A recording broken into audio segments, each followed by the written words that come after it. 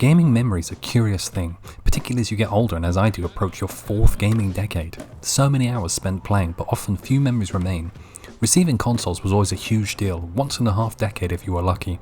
I can still see my first house's living room, with me stacking up all the brand new Game Boy boxes alongside the handheld. As for the games, having small collections meant not only affinity for questionable titles, but the early levels are bored into your soul. Looking at you, Sonic 1. My memory can be particularly fickle, easily remembering the football results after just one glance, but then immediately forgetting all the names of the people at a party I just met. It's not great. I probably complete 50 or so games a year and start playing double that. That's a new game every 3 days, which is a lot. And how do I fare? Looking back through my completions list, I was bewildered to see I completed The Gunk, Stacking and Wolfenstein The New Order. All good games with which I'd spent multiple hours of my life as an active experience that I can't recall in any way. How can this be? Maybe the games didn't have a great story, there wasn't a cool set piece to blow my mind. What if I'm conflating these with something else? Still, I can't say I'm surprised I forgot something. Which brings me to Tony Hawk's Pro Skater 3 and 4, a remake of the two early 2000s hugely popular skating games. I loved the 1 and 2 release from a few years back, so I was very excited to get my hands on these. Replaying 3 and trying out 4 for the first time with the bonus of new levels included. Amazing. Except, it turns out, I've never played 3. I've totally imagined it. How? Firing up, I was looking forward to the classic first level, the Foundry. The opening areas are typically quite dense, with a lot of ramps and bowls to get you used to all the mechanics. Diving into my first couple of runs, I was struggling to recall where the objectives were. It's been 20 years, obviously you won't perfectly recall where all the skate letters are, but then I had the same in the next level, and the one after that, until I got to the 4th, Suburbia, and was totally thrown about the pumpkins, and realised this was a brand new game to me. I would have bet £1,000,000 I'd played this before, I was so sure. How can you imagine playing something like this? Sure, I know you can forget having done something, but making shit up is wild.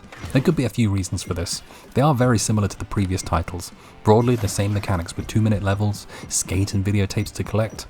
They all released all 4 games in just 4 years, which was actually possible back then.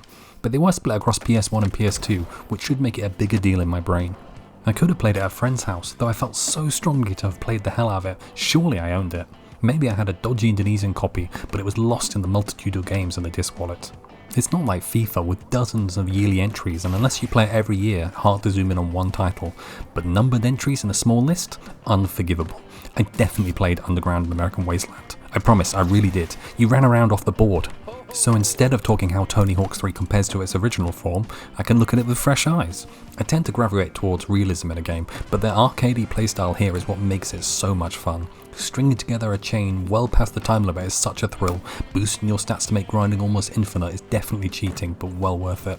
They nailed the design right from the off, with the 3 level types in an open map, a run through like the airport and then the competitions. I'm not great at the competitions, in fact I'm not exactly a pro at this game in general, but the mix of these level types keeps it really interesting when progressing through the game, particularly when you're trying to find all the secrets and complete the objectives. The creator character has always been my favourite part. Building up an unknown with barely any stats and moves to your own style is great.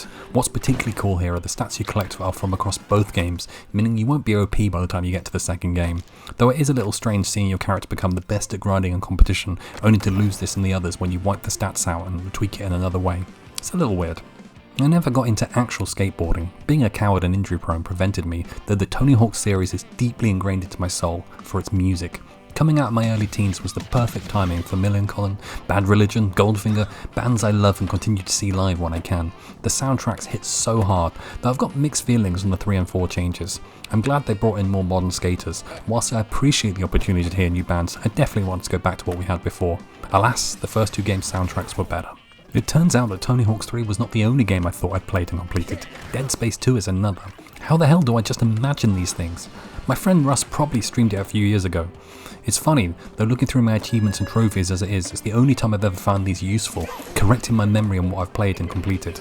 Otherwise I find them crap. I was playing through Ghost of Yotei recently, getting to a very dramatic cutscene only for it being ruined by the ping and a bronze trophy. Piss off. Anyway, I spent the last few years trying to find the sweet spot on replaying games, able to come back with a little muscle memory, but enough gaps in the story and gameplay to get some surprises. There are so many great games that deserve another run out at some point. I think it's about a 6-year gap for me. I'm typically a one and done kind of a guy. There's just too many new games. Though I do have some traditions. The last weekend before Christmas I will play through the whole of Portal in one sitting, which is a joy, or firing up Pokemon Pearl for Safari Week and hunting shinies. I also suffer particularly when it comes to subscription games. The lack of a purchase and ownership gives a misconnect in my brain and means I forget it. Something I would have to get over to eventually, as I've managed to do for TV and movies, but needn't as I stopped paying for Game Pass forever ago. Anyway, forgetting games just means you can add them to the backlog and get around to them again someday. As for Tony Hawk's, 3 has been incredible to play, and though I've yet to start 4, I'm savouring this for a future time as I'm dubious whether we'll get any more remakes in the future. Though I concur with the consensus, meaning 1 and 2 is probably the better package. As for me, I'm going to start journaling a little bit when I'm playing. It's going to be fun to look back and see some of the more ridiculous moments. Oh, and yes, I'm going to have to play Dead Space 2 now.